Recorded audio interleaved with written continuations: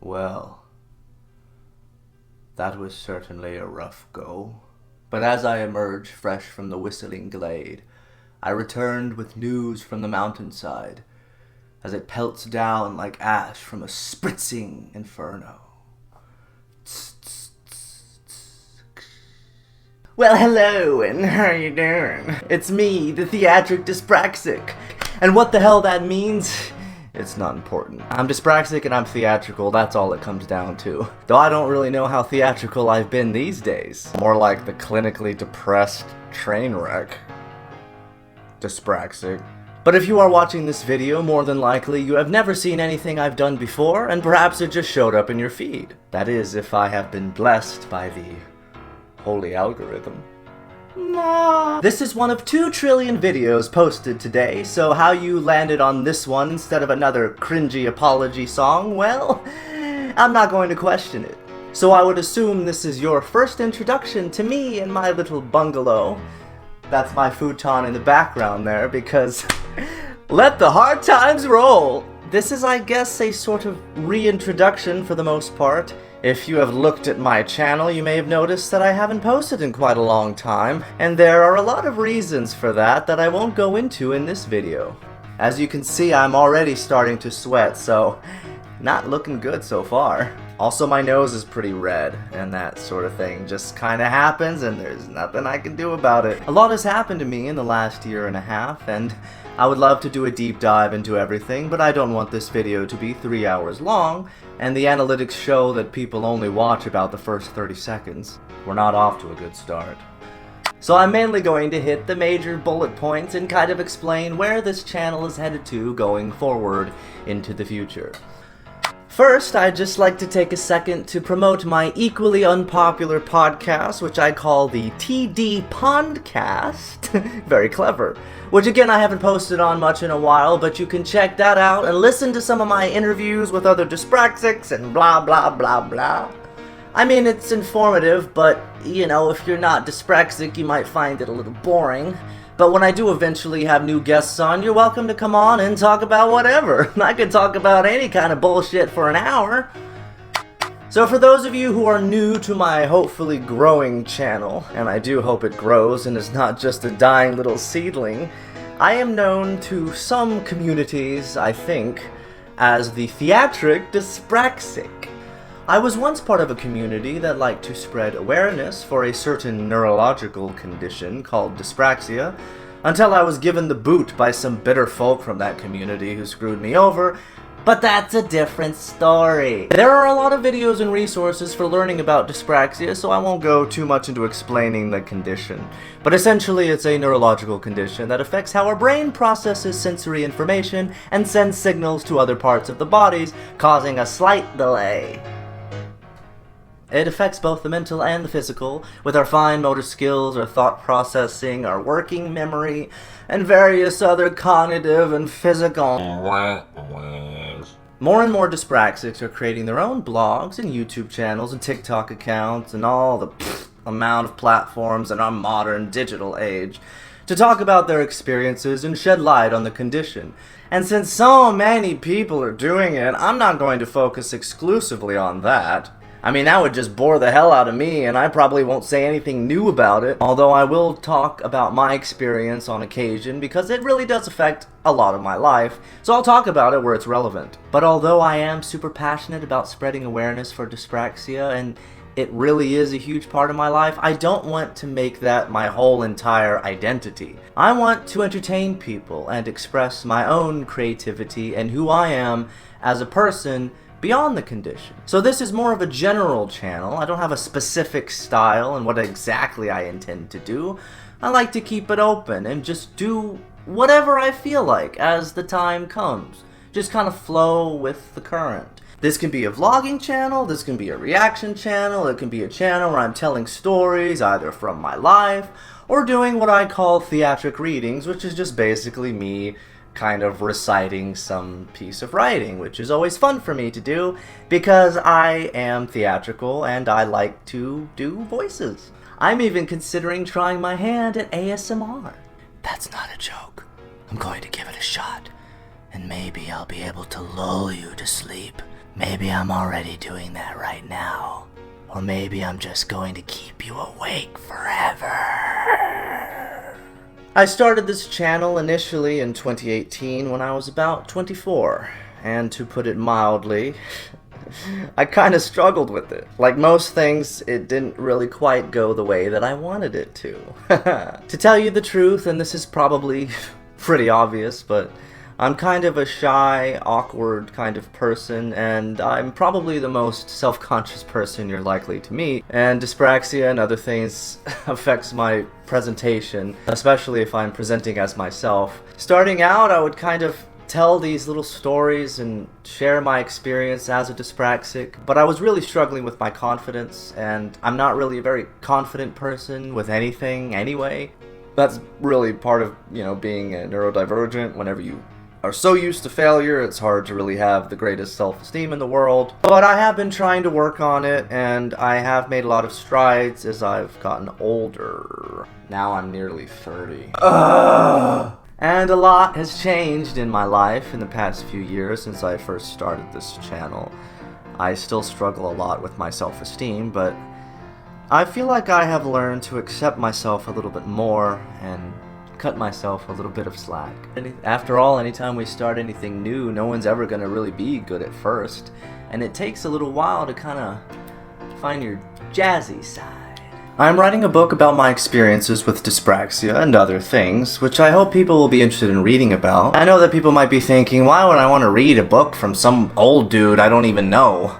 But I can safely tell you that there is a lot more than meets the eye, and as someone who doubts themselves constantly and is generally a self-defeating person, I would not hype this book up or even write it or release it if I didn't feel like there was a quality product and if I didn't feel like it was an entertaining story with some merit. It's not even really about me, it's more that it's about the wacky things that I've experienced. High five! I've been writing it for like 5 years, and I've worked very hard on it, and I continue to work very hard on editing it and trying to make it the best possible piece of literature that I can make with my fallible abilities. So when it's finally released, hopefully by next year, perhaps you might give it a chance. Of course, when it is eventually released, I will be providing updates on it and sharing exactly where you can check it out.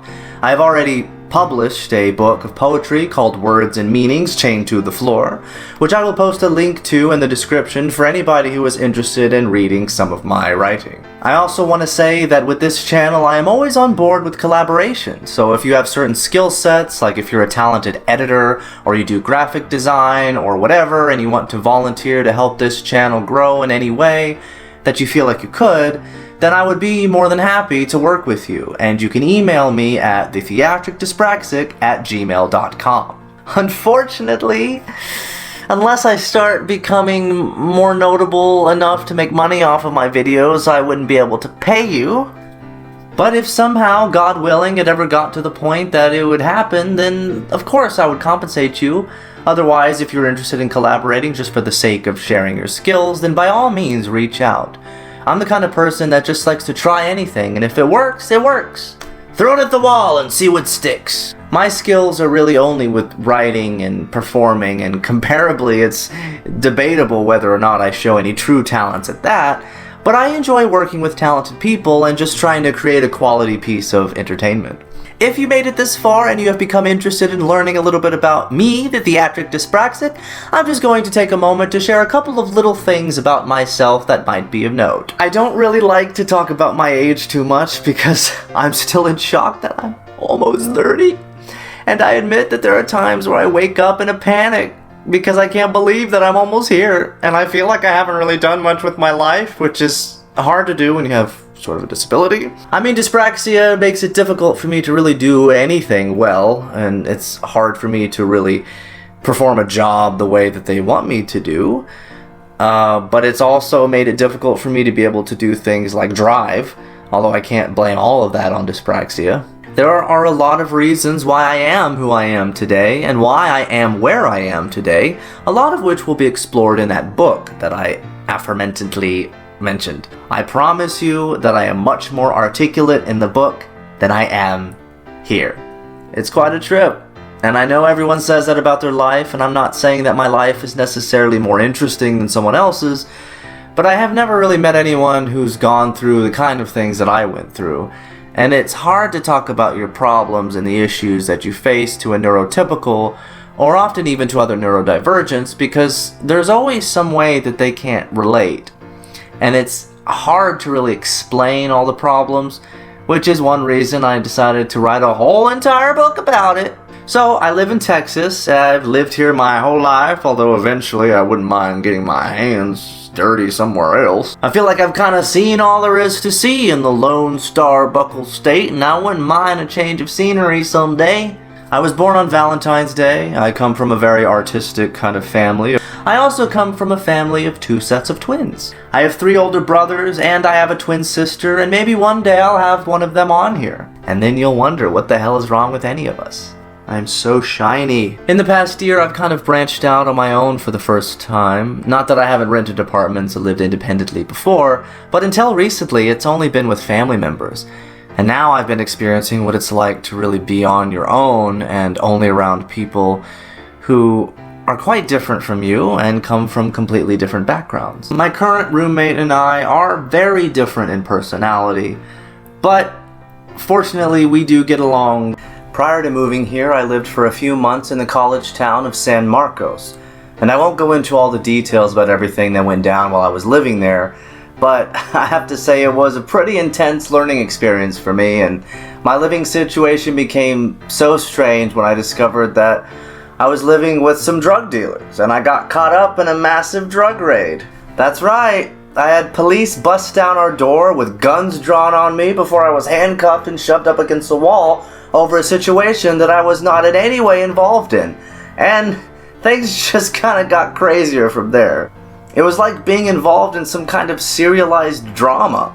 And I usually don't mind a little bit of drama in my life sometimes, but I don't like drama in my own household. I'm more interested in dealing with drama in the outside world and taking a break from that when I come home. One of the main reasons why I made the move anyway was because I, of course, wanted to be independent and not mooch off my parents forever. And at the time, not anymore, I had enough money to move out on my own. But I admit it wasn't entirely for good reasons. Again, I'm not going to fill in on the details of the crazy situation in this video, but I did kind of deal with my own crazy romantic bustlings with a certain individual. We'll refer to her as Baba Yaga. Things got very complicated and chaotic with Baba Yaga. She hurt me very much in ways that I'm still dealing with over a year later. I have to admit it's been a flurry of intensity inside, and I have said and done things that I'm not proud of. Although when I take a step back and I look at it objectively, I understand why I made some of the decisions that I made, and I know that while I wouldn't justify everything, I know that I could have been a lot worse, and a lot of people around me have experienced far worse than anything I've ever done. You know, nobody's perfect, and we all do things that we regret sometimes, but you have to be able to look at yourself and go, yeah, that wasn't a great decision, and I don't stand by it, but, you know, I had a reason why I made that decision, and sometimes you have to compare it in those situations to what other people do. And when I do, I kind of realize, you know what, I'm not a bad person, and ultimately I never really hurt anybody.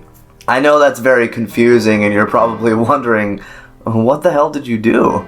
It's not as bad as it might sound, but now is not really the time for me to get into that. Maybe sometime I might try to organize the whole story in a way where I can give the full details of the events. That's another thing I'm going to do with this channel. I'm going to tell a lot of other stories that I don't talk about in my book. Stuff that happened since I started writing it, things that I cut from it, and things that I just didn't include in it at all. Did I really cover everything that I wanted to talk about? It's really hard to kind of remember everything, and you also don't want the video to be way too long. It's also the hardest kind of stuff to make is the first thing that you make. Obviously this isn't my first video, but this is the first video that I made after a long hiatus. And I just wanted to give a few updates and kind of let people know who I am and where I am wanting to take this channel. So if you have watched this to the end, probably because you might be a little bit stoned and don't really know what's going on, and hey, you know what? I'm not far behind you. But like all YouTubers say, please like and subscribe if you want to see more content. It really helps a lot. And if you are at all interested in collaborating, or if you would like to make suggestions of things for me to react to or make videos on, then please, please, please leave a comment below or email me at theatricdyspraxic@gmail.com. I sometimes see people do certain live streams or Q&As and stuff, and I feel like that would be so much fun. If I had enough of a following where enough people tuned into that sort of thing, I would love to do something like that. But then again, I'm not really a pretty influencer. Oh, by the way, be sure to check out my makeup tutorials. And so to review, I am the Theatric Dyspraxic, been away for a while, and I'm ready to show the world that I'm still alive, and I'll continue to make stupid-ass videos, do some reactions, do some ASMR, do some rambling stoner-type videos, tell stories and do some theatric readings, do some collaborations, and do whatever. I am your dancing monkey. Now give me the banana. Bye-bye for now, and look forward to hearing from you soon.